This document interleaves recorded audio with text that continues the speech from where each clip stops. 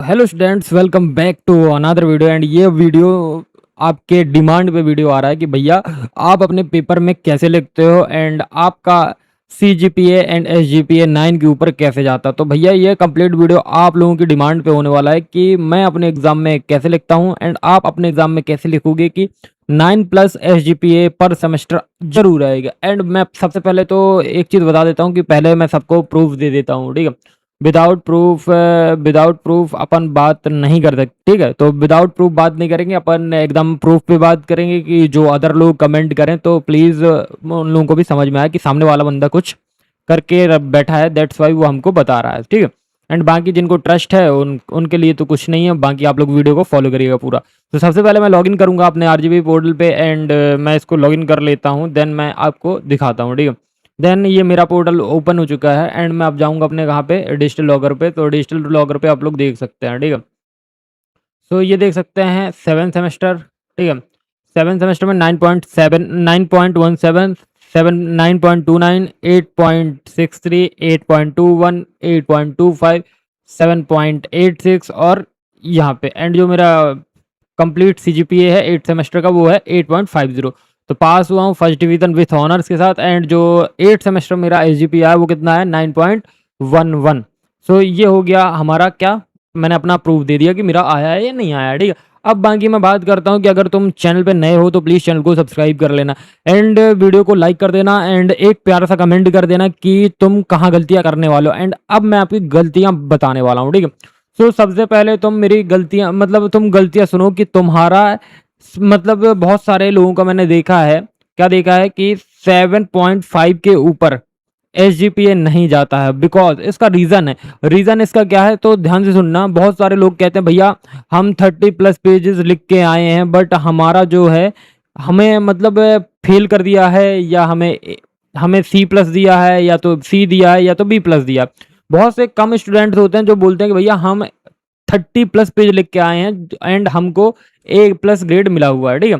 So I hope तुमको समझ में आ गया होगा कि प्रॉब्लम कहाँ पे आ रही। तो सबसे पहला प्रॉब्लम क्या है, सो प्रॉब्लम नंबर 1, ठीक है। प्रॉब्लम नंबर 1 क्या है, आई होप तुमको क्लियर, जो आपकी विजिबिलिटी होगी वो एकदम क्लियर होगी। तो प्रॉब्लम नंबर 1 क्या है कि आप लोग ना, मतलब एग्जाम में इर्रेलेवेंट लिखते हो, ठीक है। इर्रेलेवेंट लिखना, ठीक है। तो देखो एग्जाम में अगर तुम क्वेश्चन या जो सामने वाला टीचर्स क्वेश्चन पूछ रहा है, जो एग्जाम में हमें रिलेवेंट क्वेश्चन है, हम उस रिलेवेंट क्वेश्चन का इर्रेलेवेंट आंसर देते हैं। आई होप तुमको समझ में आ गया होगा कि मैं क्या बोलना चाह रहा हूँ, ठीक है। सो एग्जाम में क्या लिखना है, रिलेवेंट लिखना है, ठीक है। तो पहली चीज ध्यान रखना, आप लोग बहुत इर्रेलेवेंट लिखते हैं और इर्रेलेवेंट लिखना इन द सेंस कि पता नहीं क्या ही लिखते रहते हैं। इट में देखो 30 पेज लिखना मतलब पेज भर नहीं होता है, सही लिखना होता है। क्या होता है, सही लिखना, ठीक है। आई होप तुमको समझ में आ गया होगा कि सही लिखना और 30 पेज भरने में बहुत ज़्यादा डिफरेंस है, ठीक है। फिर दूसरी चीज़ ये है कि आप लोग देखो 7 मार्क्स का क्वेश्चन आया, ठीक है। देखो क्वेश्चन मान लो कि 8 क्वेश्चन आते हैं, 8 क्वेश्चन में A एंड B पार्ट रहता है। तो मान लो कि हमने ए पार्ट लिख रहे हैं तो ए पार्ट कितने मार्क्स का होता है, 7 मार्क्स का होता है। एंड हमारा जो बी पार्ट होता है वो कितने मार्क्स का होता है, वो भी 7 मार्क्स का होता है। तो मान लो 7 मार्क्स के क्वेश्चन में अब तुमको सपोज कुछ भी डिफाइन करना, मान लो न्यूटन्स रिंग डिफाइन कर रहे हो, तो भैया न्यूटन्स रिंग को कम से कम तुम 5+ पेज में डिफाइन करो। देखो आगे पीछे 5+ पेज, मतलब देखो 4 पेज तो लिखो 4 पेज हो जाए, 3.5 पेज हो जाए तो और अच्छी बात है। अगर 5 पेज हो जाए तो बहुत ज्यादा एडवांटेज है कि तुमको सामने वाला 7 मार्क्स में 6 मार्क्स तो दे के ही जाएगा, ठीक है। सो कोशिश करो कि 3-3.5 पेज या 4 पेज तो मिनिमम लिखना ही लिखना है। एंड तुम अगर 5 पेज लिख देते हो तो और अच्छी बात है, ये सामने वाले टीचर्स पे इंप्रेशन बहुत डाल के जाएगा तुम्हारा, ठीक है। ये हो गया। अब तीसरी चीज आती है कि तुम लोग क्या करते हो कि डायग्राम को अवॉइड कर देते हो। क्या करते हो, डायग्राम को अवॉइड कर देते हो, कंप्लीटली अवॉइड कर देते हो, ठीक है। सो देखो भैया सबसे पहली चीज, एग्जाम में इररिलेवेंट नहीं निकलना है। 7 मार्क्स के क्वेश्चन के लिए एटलीस्ट 3-3.5 पेज से तो ऊपर लिखना है। 4 पेज 5 पेज हो जाए तो और अच्छी बात है, ठीक है। और एग्जाम में तुम लोग क्या करते हो, डायग्राम को अवॉइड कर देते हो। सबसे बड़ी प्रॉब्लम क्या है कि तुम लोग डायग्राम को अवॉइड कर देते हो। सपोज मान लो न्यूटन्स रिंग है, ठीक है। न्यूटन रिंग में तुमने अगर डायग्राम को ही अवॉइड कर दिया तो भैया अगर 7 मार्क्स का क्वेश्चन है तो 3 मार्क्स तो तुम्हारा जो एग्जामिनर होगा वो 3 मार्क्स तो आपके एग्जाम मतलब आपके किसके डायग्राम के ही काट लेगा कि भाई आपने डायग्राम तो बनाया नहीं है, तो वो आपके डायग्राम के मार्क्स तो काट ही लेंगे। इसलिए प्लीज डायग्राम बनाओ, ठीक है। डायग्राम बहुत ज़्यादा इंपॉर्टेंट है, और बहुत ज़्यादा इंपॉर्टेंट के साथ साथ भैया बहुत ज़्यादा मतलब एक इम्प्रेशन बहुत अच्छा देता है कि सामने वाले ने अगर डायग्राम बनाया होता तो हमें समझ में आ जाता है कि सामने वाले का जो मतलब सामने वाले के जो मतलब एक्सप्लेनेशन है वो एकदम बहुत क्लियर है, ठीक है। सो अब बात करते हैं कि जो फोर्थ टॉपिक होने वाला है, ठीक है। फोर्थ टॉपिक क्या है कि आपका एग्जाम में रिलेवेंट लिखने से हो गया, 7 मार्क्स हो गए। 7 मार्क्स के क्वेश्चन में अपन को कितने पेज लिखना है, डायग्राम को अवॉइड नहीं करना, और सबसे इंपॉर्टेंट चीज एकदम क्लीन, नीट एंड क्लीन लिखना है, ठीक है। नीट एंड क्लीन लिखना है, ठीक है। एग्जाम में अगर आप लोग ये गलतियां बहुत करते हो, एग्जाम में नीट एंड क्लीन नहीं लिखते हो, देखो मैं एक बात बता दूं, मैं खुद का एग्जांपल देता हूँ। नीट एंड क्लीन लिखो, ठीक है, नीट एंड क्लीन।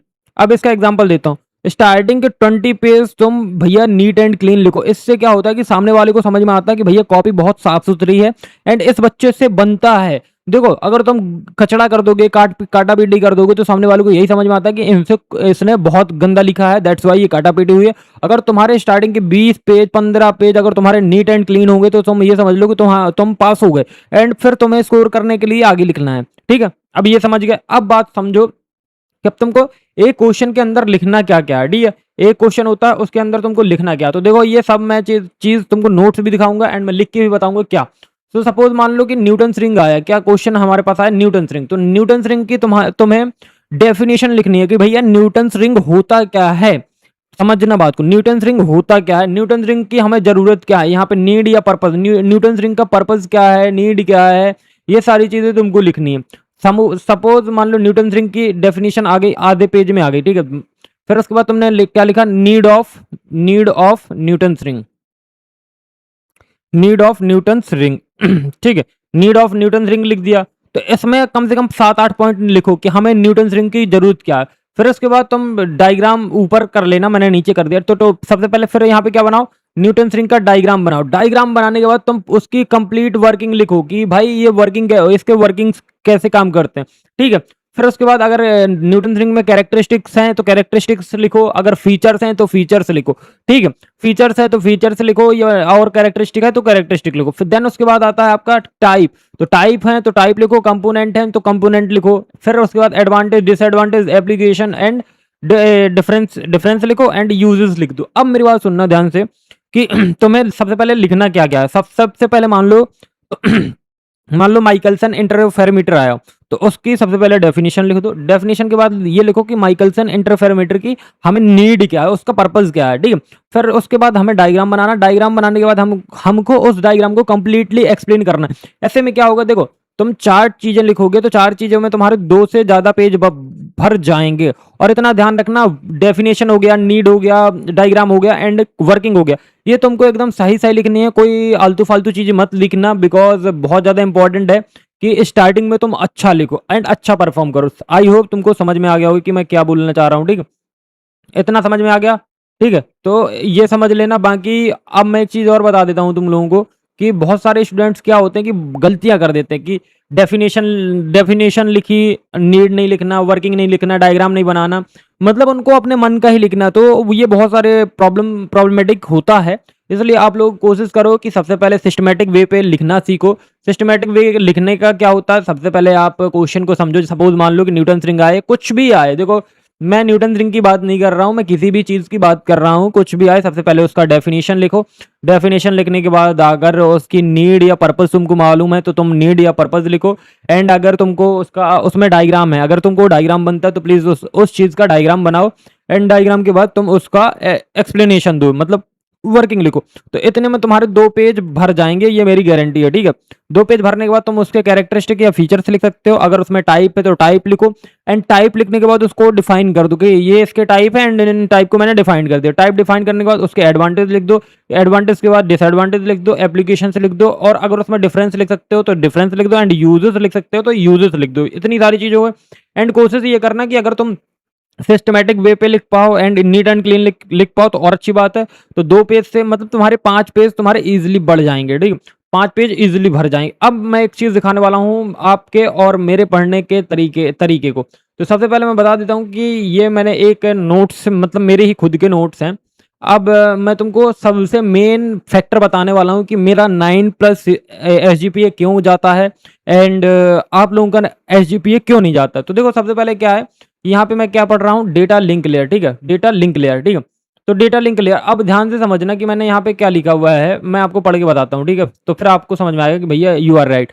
तो देखो अब पढ़ा मैंने data link layer OSI model का सेकंड लेयर होता है बॉटम से। तो देखो अपन को ये चीज़ याद हो गई, अपन को मगअप नहीं करना पड़ेगा या रटना नहीं पड़ेगा कि भैया ओएसआई मॉडल जो होता है उसका सेकंड लेयर होता है डेटा लिंक लेयर नीचे से, ठीक है? ये चीज ये पॉइंट हमको याद हो गया। फिर सेकंड पॉइंट क्या है, ये लेयर जो होता है नोड टू नोड डिलीवरी के लिए रिस्पॉन्सिबल होता है एक ही लोकल नेटवर्क के अंदर। तो ये पॉइंट हमको याद हो गया।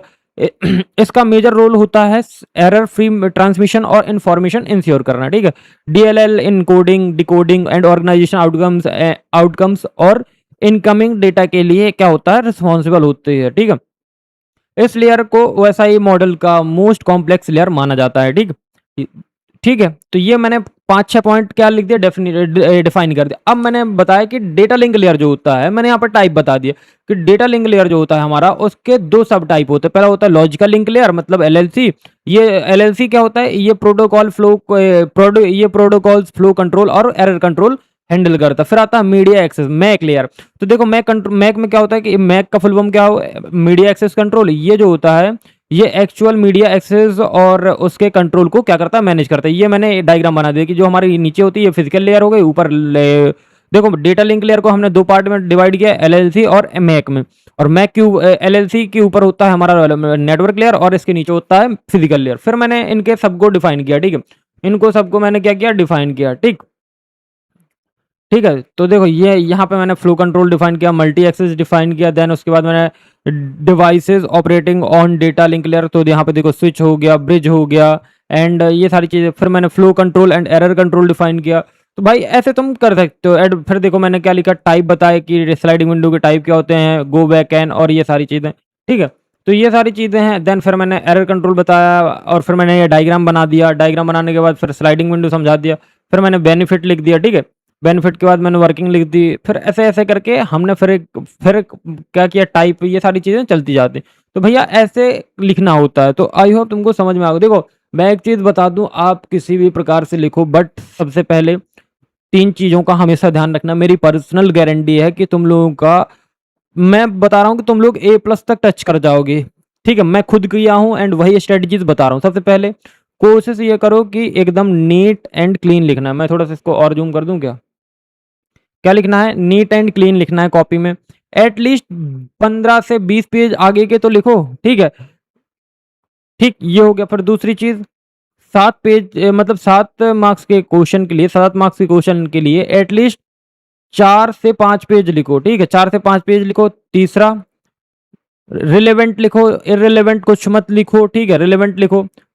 चौथा, डायग्राम यूज़ करो एंड जो मैंने बताया ना, डेफिनेशन हो गया, नीड हो गई, नीड के बाद आपके क्या हो गए, डायग्राम हो गया, वर्किंग हो गया, एप्लीकेशन हो गया, कैरेक्टरिस्टिक हो गए, यूजेस हो गए, डिसएडवांटेज एडवांटेज, ये सारी चीज़ लो। देन उसके बाद एक चीज़ हमेशा याद रखना, आपको कितने क्वेश्चन करने पड़ते हैं, 5 क्वेश्चन करने पड़ते हैं ए एंड बी पार्ट कर करके। एक चीज़ मानना, देखो मेरे टीचर्स ने मेरे को बताया था कि भैया तुम हमेशा ध्यान रखना कि कोई भी क्वेश्चन छूट ना पाए। देखो सपोज कर लो तुमने स्टार्टिंग के 7 क्वेश्चन अच्छे से कर दिए, ठीक है? 7 क्वेश्चन या 6 क्वेश्चन तुमने कर दिए। अब 3 क्वेश्चन तुमको नहीं आ रहे हैं तो भाई वो 3 क्वेश्चन तुम पीछे लिख दो।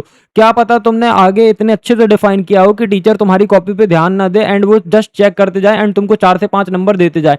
एंड अगर तुमको देखो 3 नंबर 3 नंबर मिल गए तो ये 9 मार्क्स जो हैं तुमको बहुत ज़्यादा हेल्पफुल होंगे तुम्हारा एसजीपीए एंड सीजीपीए बढ़ाने में। इसलिए कोशिश करो कि भाई क्वेश्चन छोड़ के मत आना, चाहे मैथमेटिक्स का क्वेश्चन हो, चाहे आपकी थ्योरी सब्जेक्ट का क्वेश्चन हो या किसी भी सब्जेक्ट का क्वेश्चन हो, कोशिश करो कि आपको लिखना ही लिखना है। आई होप तुमको सारी चीज़ समझ में आ गई होंगी एंड मैंने सारी चीज़ बता दी है तुमको।